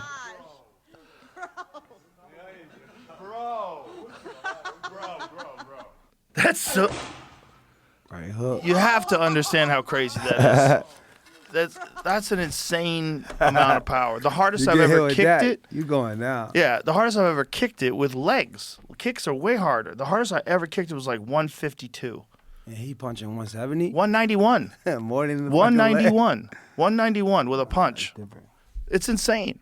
His power is just Yeah, he's putting shit like down. from God. It's like a crazy gift. It's different than everybody's power. Yeah, I never seen the kid he beat up, the other guy, Sonya. Adesanya? Yeah, he put him down. Well, he beat Adesanya in the first fight. Adesanya knocked him out in the second fight And in then the he UFC. came back and beat him, right? No, they didn't fight again. The third one. They never fought a third time. They fought before in kickboxing. They fought twice before that in kickboxing. wanna One see that time, rematch. Israel lost a decision that I think he should have won. The second time, Pereira knocked him out. And then the third time, That's Pereira when he knocked knocked- him out in the UFC. And then the fourth time, Izzy knocked him out. Yeah, And that's that when was he the last did. time That's when they he fought. did the fell with his Yeah. son, right? He acting like he fell Pulled with the the son. arrows out. Yeah, he went crazy. He went crazy. Yeah, that was awesome. But that's a big fight this weekend. I'm pumped. Ankalaev is good, man. That guy's really good. He's a Fight number one night. contender. How excited you get on fight night? Very excited. How? Have you ever been to one live? I think I've been to one live in Florida. Bro, you should come before. this weekend. Come on, where is it? Vegas. Come on, let's go. I'll hook it up. Come on, I'll get you tickets. I'm coming to Vegas this weekend. Let's go. I got Let's you hooked go. up. I got you hooked up. That's it. Thanks, Let's Joe, go. baby. I'll take care of it. I'll Coming text this the UFC weekend. as soon as we get out of here. Yeah, you'll love it. You'll be love it. fire. Live is like nothing else, man. It's Nah, you can see it. especially in Vegas. Oh, Vegas, another level. Oh yeah, I don't think and I've this been to is a live like UFC in Vegas. the Vegas ones are always huge, and this is a big one. T-Mobile sold out. Oh, shit. You know, world title fight, main event, light heavyweight yeah, title. yeah. I mean, and the undercard's banging. The undercard's filled with fights, like killer fights in the undercard. There's like 6 or 7 fights that I'm like, ooh. Excited to see that one, right? Oh yeah, man. Yeah. Let's go. Yeah, Fight Night in Vegas is amazing. And then they have Slap Fight. Talk about CT ESPN. Oh, yeah, the Slap Slap? Fight is on Friday night. That should be on That CT should ESPN. ESPN. You should cover slap fighting. I would love to cover stuff like that. Is hilarious. Bro. They fighting on site. Yeah, this SmackDown. dudes are getting That's the real just SmackDown. knocked into another dimension with a slap. It's so Smack them to Pakistan. They out of there. it's so crazy to watch. I just don't It's understand why hilarious. people are signing up for that. Yeah. Smack game. Because the thing about fighting is you're trying to not get hit. Like, Yeah. if punches are coming, you're trying to turn away. Trying you're to trying to roll 'em. move. You're getting your head off center line. If you're slapping, you're 100% going to get hit. Yeah. You just have to sit there and take it like, Yeah, you gotta eat that. oh, no. And every time, It's so full funny. blast. Every time you're standing still. Yeah, you're just waiting on it to come. Yeah, That's hilarious. it's so crazy. Dana White keeps trying to get me to come see it. I'm like, Nah, you okay, gotta go I'll see it. go. It's crazy. I'll go to one of these. But it's just so nuts. Nah, that smack is another level. Yeah. Yeah. Just get a slap knockout. I'm surprised like pro football players haven't signed up for that. Like after like some dudes just want to do something. Yeah. Wild fellas that want to do something. Smack. Just go smack somebody. Yeah. Smack.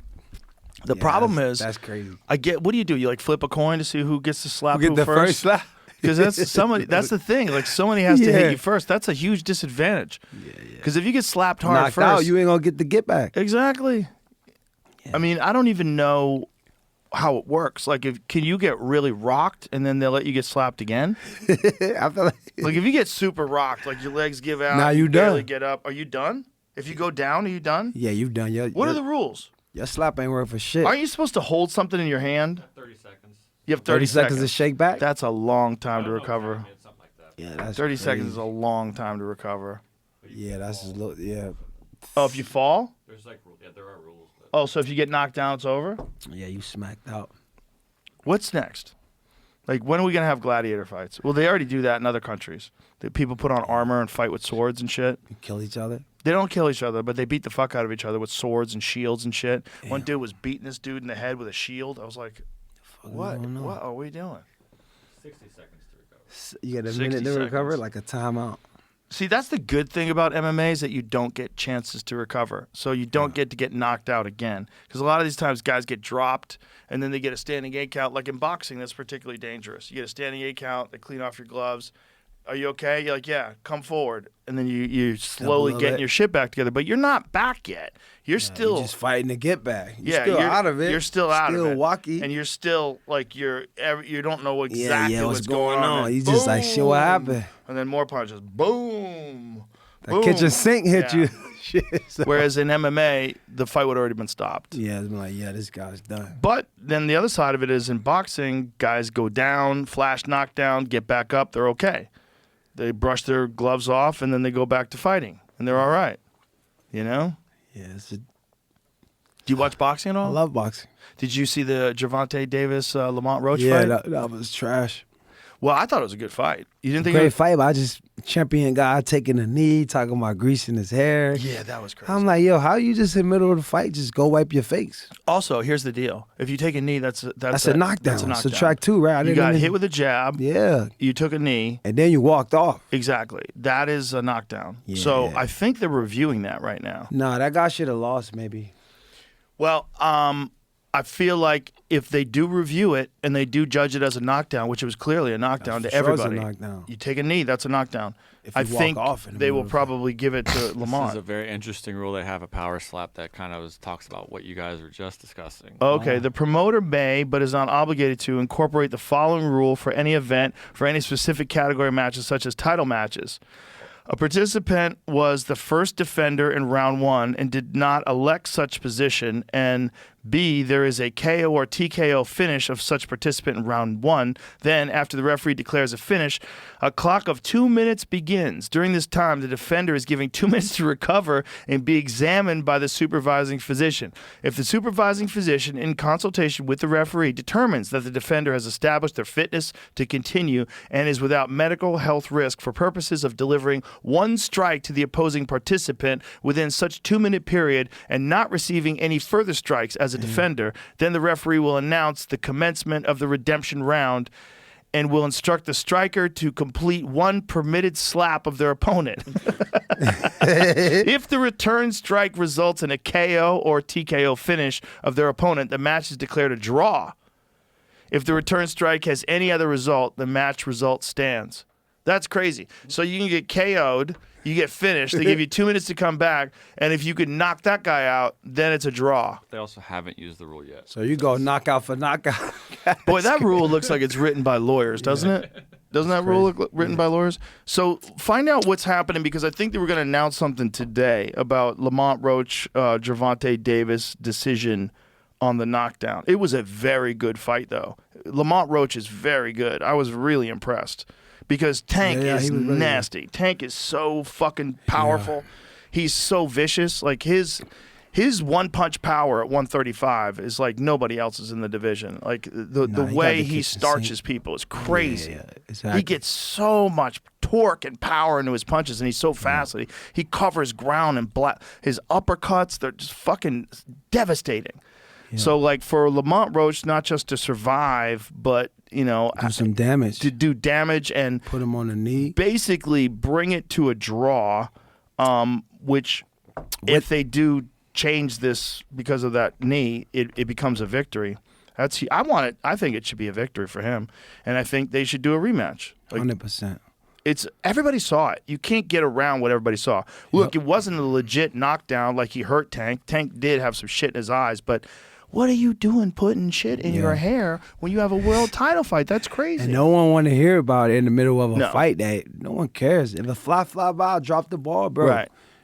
Drop the damn ball. We don't care if a fly flew by your helmet or your eyes. Yeah, nobody gives a fuck Yeah, about that. you can't be a championship fighter and taking a knee and putting on those type of performances. I Also, think- what are they putting in his hair? That when he's sweating, it is dripping into his eyes. Like, what is that shit? Yeah. Bro, That's shave a your little head. weird, right? Yeah, exactly. Shave your fucking head. Who cares? It's like, don't Why be you pretty ever- boy. You better go get this fight. Get those fucking braids out of there. You don't need those. Yeah. He's a good looking guy. He doesn't need all that Yeah. crazy braids and shit. Yeah. it makes a rematch very exciting though, and I think that's great for Gervonta because other than Shakur, who's the other major star, and then Lomachenko if he decides to fight again. But other than that, there's not a lot of compelling challenges out there for him. So now this Lamont Roach fight becomes like the most compelling fight in the division for him. That's pretty cool. What? I don't know if this is the official response. This is wild. What is that? What? This was posted a day ago, I guess. During the round in question, following the commission's request for the replay video, there was a technical issue preventing the commission from receiving it within the allotted time to review. Therefore, the referee's in-ring decision was relied upon, and the fight continued. Yeah, I did see that. Oh, I thought that was what the instant replay. Was. There was a technical issue when they went to the corner, like right after the knockdown. They tried to go to an instant replay, and it wasn't available. And so they said, "What do we do here?" And the referee wanted to start the fight again. They let the referee start the fight again. I thought this was saying they couldn't review this because of. Yeah, I have. Oh, you mean after? No. Yeah, it was in the moment, only in the moment. Like they couldn't get a tape, so there's. No, you couldn't do that. That would be ridiculous. Oh, we still can't find it. Sorry. That's what it's like Epstein's client list. Oh, can't find it. Looking for it. Trying to help, guys. We're doing our best. Yeah. No, they obviously everybody's seen it. We've all seen it online. I saw it during the fight. I didn't even know the fight was going on. My friend Jamar texted me, "You watching this Davis fight?" I'm like, "Oh shit, I forgot." And I caught it in the 12th round. Then I went back and watched the whole thing the next day. It was an amazing fight. Amazing fight. It was a lot of energy. I feel like people used to tank just knocking people out early in the round. So to see him go to the deep end, 12 rounds, seeing that both of the guys was damaging each other and putting on a good fight, it was a very good fight. Pretty amazing fight. Very competitive fight for a guy who doesn't have competitive fights. Yes. Because Gervonta just steamrolls. He's undefeated. Just knocking guys out. Steamrolls everybody. And everybo's scared of him. Yeah. And Lamont was not scared of him. It's pretty But they have fought in the amateurs before. I think they fought twice in the amateurs. But Lamont's a new star. That guy's super legit. Super legit and very skillful. Like the way it wasn't just that like Gervonta didn't show up or Gervonta wasn't at his best. No, like Lamont fought a fantastic fight. You know what I'm excited for, man? Terrence Crawford and Canelo. That's gonna be a big one. That's the one. That's a huge fight. That's the one. That's the one. A lot of people think Terrence is too small. He weighed himself the other day. He was 185 pounds. He just looks scrawny in the ring. He gets down. 140, 150. Well, 150. He just won the 154-pound title, and before that he was fighting at welterweight, which is 147. But it's not like he doesn't have time to like thicken up a little bit. And if he's walking around at 185, that means he probably cuts a considerable amount of weight to get down to 54. 100%. But I think he's getting thicker. And he was deadlifting 450 pounds the other day. Like, you like deadlifts?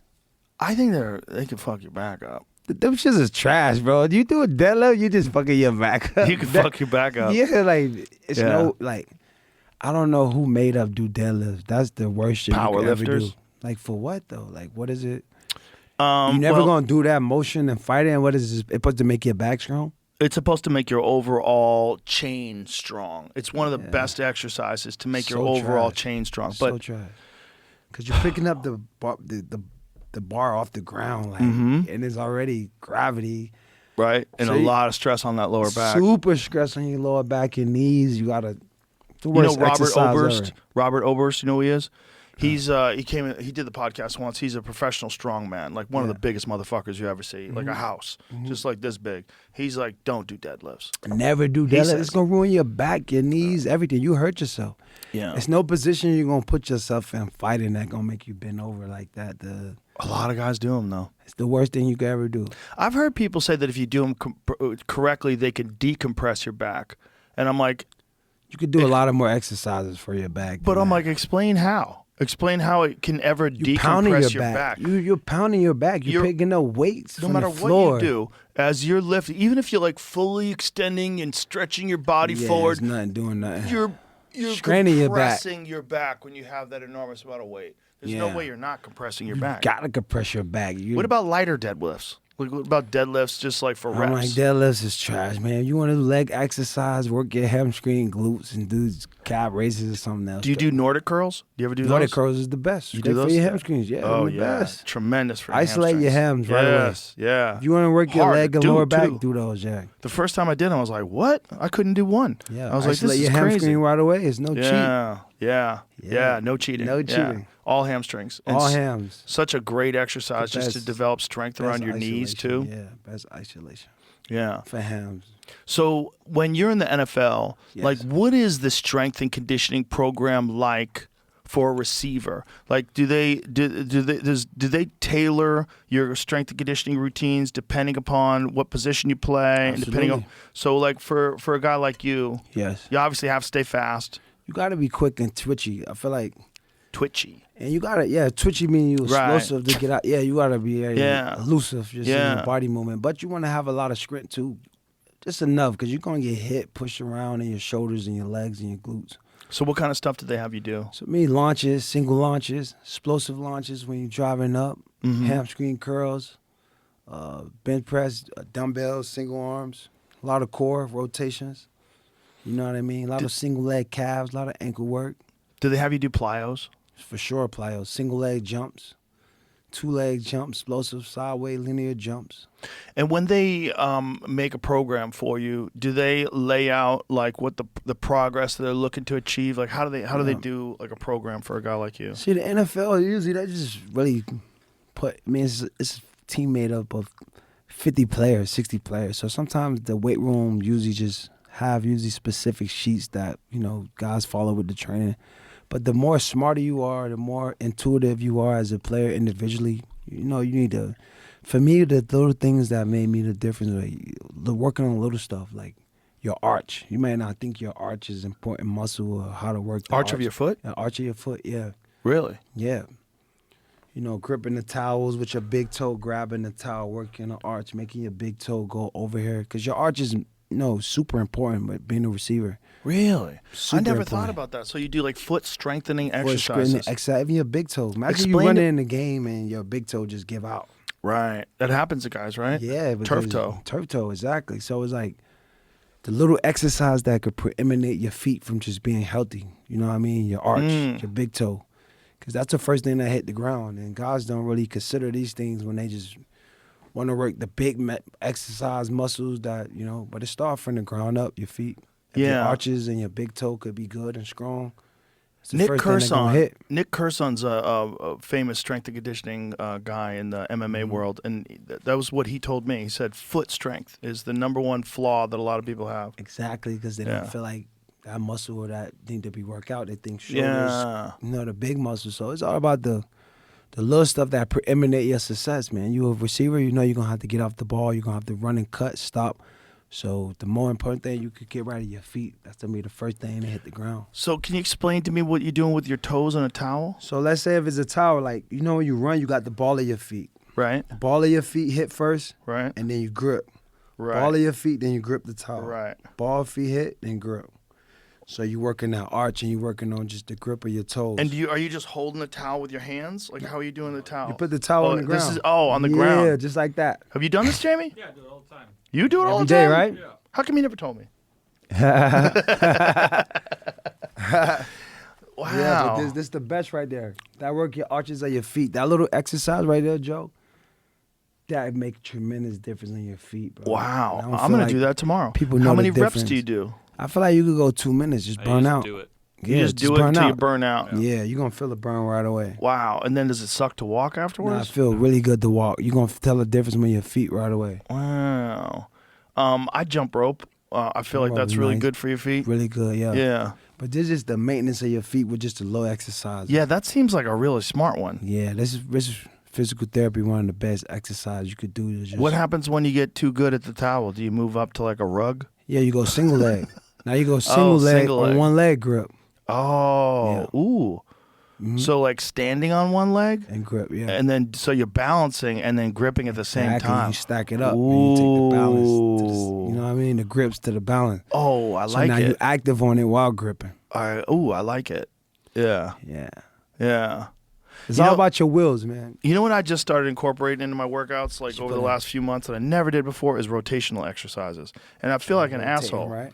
I have a reoccurring thing that I got in my lower back that's Mm-hmm. like I think it's a bunch of different things, but I think mostly it's tendonitis. It's mostly overuse Mm-hmm. because it would start to hurt and I would just ignore it and keep doing it. I got it from archery where it just started flaring up because it's like when I'm shooting the bow is 80 pounds to pull back and I do it 150 times a day.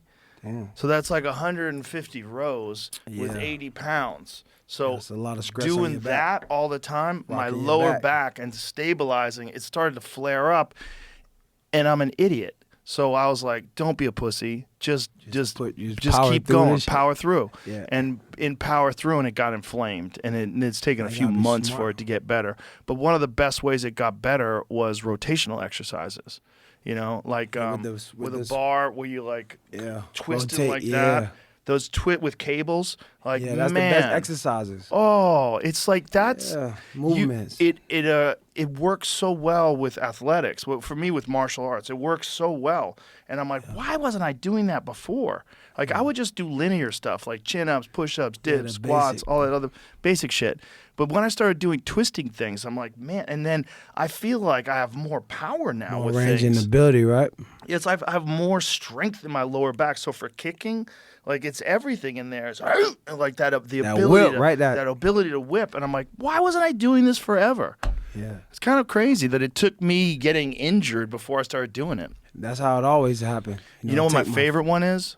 When you're sitting, like I sit on a mat with my feet up in the air, and then I take a 50-pound kettlebell and I keep And my rotate feet up and I go sideways? sideways.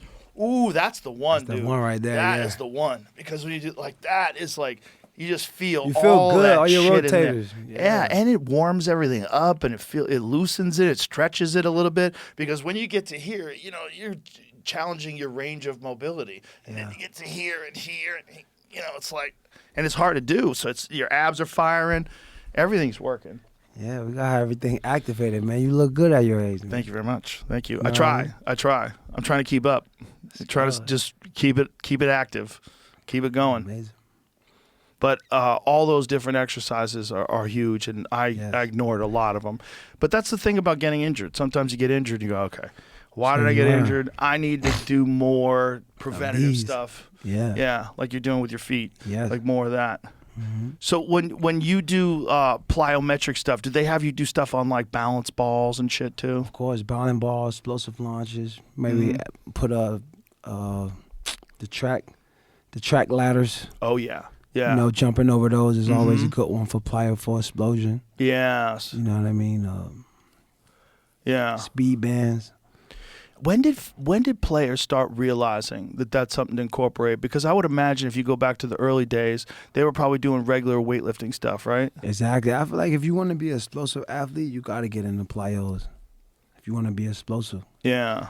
You know what I mean? Especially for if you're a wide receiver or a defensive back, guys who got to be athletic and jump high and attack the balls and do different stuff. You know, maybe like an O-lineman may not be getting the ball, so they might focus on lifting weights and, you know what I mean, being strong and combative. But You know what else I started adding to? what you adding? Ab wheel to my feet when you no. do explosive push-ups. So you explode up, you roll your abs forward on the wheel, and then you come down and catch yourself, and then explode up and roll the wheel forward, and then That's come down and fire. catch yourself. You Yeah. clap and catch yourself. I learned that from Artur Beterbiev, the light heavyweight champion. His a good crazy dude from exercise, too. Chechnya. That's explosive push-ups. Yeah, but with an ab wheel. He does it with an ab wheel. I was like, Get everything oh, tight. that's next level. That's next level. There's like so many different things you could see, like really elite, high level guys do. You're like, oh, I get it. I get it. Just mobility drills Yeah. and. Hip exercises, rotating the hips is a big one. What kind of shit do you do for that? You go single leg. I like to do the single leg and then be on one leg and then rotate your hip like if you was doing the full circle of your hip, but do it on one leg so you get the glute burning. Oh, so you're doing that on one, and you're Yeah. balancing too. Yeah, so you on one leg, just try to rotate this hip forward 10 and backwards 10. Yeah. On one leg, opening the hips is always key. Laying on the ground, getting this leg to this leg, this leg to this arm, you know, laying on your stomach, rotating your back leg to your back. Staying open, you know, I feel like the older we get, the tighter your muscles get. So Yeah. just make sure you're stretching more than you tighten them up. Because keep your muscles long as you get older to keep the muscles soft. Yeah. When I'm getting lazy, I don't stretch either. Gotta stretch. And I realize, like, yeah, that's probably also how I get injured. Would you ever fuck with yoga? Absolutely, yoga is amazing. Yeah. I love yoga, man. Stretch. You feel like once you do yoga, your body feel just better overall. Even once you're done, right? You can feel the difference right away. Yeah, you feel like everything's working together too. Like all the connective areas are getting strengthened, all the balance and all the stuff that keeps your posture in line. Yeah. Health is wealth, man. Anytime you got to make accountability to be able to, take care of yourself. That's what life's about. Exercising, eating healthy. Yeah, giving exactly. yourself a chance to live a good life. Do they coach in the NFL how to eat, what supplements to take? They tell you what to do? I mean, they will, but it's usually, kind of up to you and yourself as a player. If you want to take care of yourself, they get in your blood work and got everything right in front of you. So for me, I usually take my blood test to know what my body digests, what food I need to put in, take, what provide less inflammatory, what's good for me, what's not. So when they take your blood test, did they sit down with you and go over the results and talk to you about like what you need and it's what? It's got to be for you. Like, you got to take the initiative to go to them, and you know what I mean. Because it's a business at the end of the day. Like, you got to do what's best for you yourself. For sure, but I would imagine for them, it would be beneficial to them to make their athletes perform at the very best they can. So give them as much information as they could. I would hope so, but using the NFL, they pay you money, and it's like you figured it out. Yeah, it's on you now. Yeah. What about like saunas and cold plunge, all that shit? Sauna's the best. Every day, cold plunge, sauna, man, that's healthy living. Yeah. Sauna's the best. Flush out, cold tub, feeling brand new. Yeah. That's preeminent recovery right there. It's everything, right? Yeah, like that's what you live for. The hot steam, cold tub, man, that's the best feeling ever. So what's the next move right now for Antonio Brown? What are we going to do? I feel like, just keep, being myself, giving back to the world. I feel like I want to start a 7-on-7 team, give some local kids in Miami, Tampa some opportunities to travel, play 7-on-7 flag football. Obviously, podcast, maybe do more on CTSPN. Just be happy and live. Hopefully the Hall of Fame in 2027. Oh, okay, nice. I'm me and Ben Roethlisberger in that class together. Nice. So that'll be a good opportunity. What do you do with kids? Were you talking about flag football? What do you do? Flag football is a big thing right now where you take the kids different tournaments all over the world, allowing them to compete, giving them opportunities to live their dreams, different age groups. You know what I mean? And you're involved in that? Yeah, setting it up now. We get our own team. Me and Kodak Black, one of my close friends from Miami, probably start a volleyball league for the women and some flag football for the team. Oh, that's for the great. Little kids and just community activities to help some kids achieve their goals and taking them different tournaments to be able to compete all over the world. That's cool that you have that focus, that you want to like help kids too. Yeah. Help them, and also like when they see a guy like you who's done it, been there, done that, been at the top, they could say, oh, it's possible. He's a human. He's just like me, and him talking to me and working with me, maybe I can get something done in this life. I got some new music coming out. Actually tomorrow, a song called Click It with 41, Cal Rich, Tata, Jen Carter. Nice. So it's been a blessing, man. It's just. Are you working with Kanye anymore? Or is that I over? work with him too. He's not involved. Yeah, I got some cool stuff coming as well. Really? Too, for the Still album. working with him? Still working with him. When was the last time you saw him? I saw him in L.A. a couple weeks ago. He's a wild man. Yeah, he's excited. He just when he showed up at the Grammys with his wife naked. Yeah, he's like, look, turn around. Okay, bye. He leaves. He doesn't even go to the Grammys. Yeah, he just shows up, walks the red carpet. His wife takes his clothes off, and he goes home. Yeah, he's just out there. Okay, we good. Yeah, he's good, man. We excited about, he bought me this chain. This is for Donda Sports. He bought you that? Yeah. Whoa. Donda Sports. The sports brand that he opened up. That's the GDP of a small island. Yeah. Look at the size of that fucking thing. So we got to get Donda Sports back. Kanye made me president of the Donda Sports. Oh, We had really? a lot of basketball team we used to have in L.A.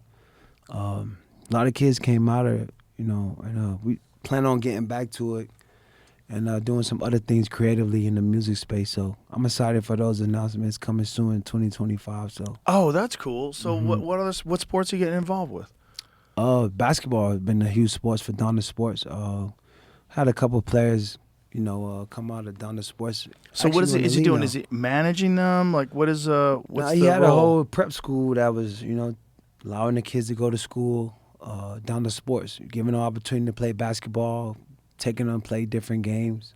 Oh, okay. Yeah. I mean, we had Rob Dillingham, who used to be in the program, who played for the Minnesota Timberwolves now, who got drafted, who went to Kentucky University. I mean, went to, I think he went to Duke University and came out and went. Oh, that's cool. Yeah, so. So he represents them, gives them I didn't even advice. represent him, just allowed him to go to school and play basketball. Oh, just help them. Yeah, just help him to get to the next level. Not even represent him or nothing. But just- also like being under that umbrella is like notoriety. absolutely, Helps. Yeah. getting him the exposure, the right opportunities to just go to the next level. So is this something Kanye's going to expand to other sports as well? I mean, we was talking about it. I mean, Ye don't really know a lot about sports. That's why he put me on, and Justin LeBoy in regards of basketball and other sports athletes to just give them the opportunity to live out their dreams. That's really cool, man. Mhm. That's very cool. It's nice that you're interested in doing that. That you want to help young kids It's a true achieve their measure of goals. success. I've been blessed in my life to, live a beautiful life, experience in the NFL. That's our jobs as, humans. Give other people the best experience. And, give them a chance to do something they may not be able to do in their lives. So I'm grateful just to be in that position, to give back. That's a beautiful philosophy. It's a good way to look at life. You're living your life. You're happy. You're also helping people be happy. Giving back, yeah. Yeah, and cracking on people. Yeah, a couple jokes here and there, but it's not. You write all that shit yourself, or Yeah, do you I have be anybody writing help you? I'll be writing it. You write all of it? Yeah. Oh my God, that's amazing. Yeah, I'll be writing it. Yeah. It's hilarious. Well, the response has been pretty amazing, right? Oh, they love it. Smokes and jokes, man. It's funny. I mean, imagine the idea of an ex-football player starting an award show and it gets 200 million views. He has a blessing. I mean, very gotta- much yeah, so. it's unique. But it It's was really- also because you had laid the groundwork of being funny all the time on Yeah. Twitter and being that wild follow that people Exactly. like to go check you out. Yeah. So when you do something like that award show, everybody's like, "Yeah, I can't Yeah, wait." I'm looking forward to it. Bro, I was getting texts all day long, man. Nah, it was a big deal. So many people were sending me texts about Thank you it. for participating with us, man. That was Oh, awesome, my pleasure. man. That was a big My deal. pleasure. everybody was They was everybody was loving it. It was excited. like, yeah, Joe on it. Let's go. Yeah, everybody was excited No. because, like I said, it's fun. It's a like a thing that wasn't around before, and it's like a sign that everything's getting back to normal. That you can do fun kind of shit like that again. Exactly. We gotta do more. Let's do it better this time. Let's do Yeah. it.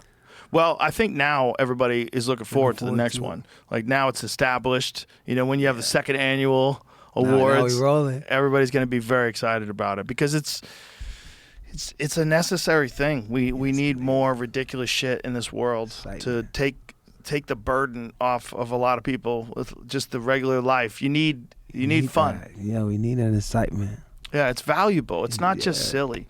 It's like valuable for people's mental health. Yeah, it's it, good it, for- it brings people Make joy people feel and happiness. Good. Yeah. Yeah, like when memes, when my friends send me a funny meme and then I send it to them, we're all like, wow. That should make you happy, right? It's It excitement. makes you happy. Yeah, we it need makes that. me happy. It's funny. Get you excited. It's like some of the biggest laughs of my day are memes, you know? And I those are don't even hilarious. know who's making them. I don't know who's It's who's coming out the blue. Just They just like the universe is creating. I mean, it's obviously people are doing it, but I don't even know who they are. Sometimes you do. Sometimes a person you can give them credit. I'll give them credit, but sometimes I don't know Just where this random. came from. Yeah. It's on 15 different Instagram pages. People just sending it to you. Like, all right, I'll just mad- throw it up in my mad stories. random entertainment. Yeah, it's a fun time, man. It's a fun blessed time.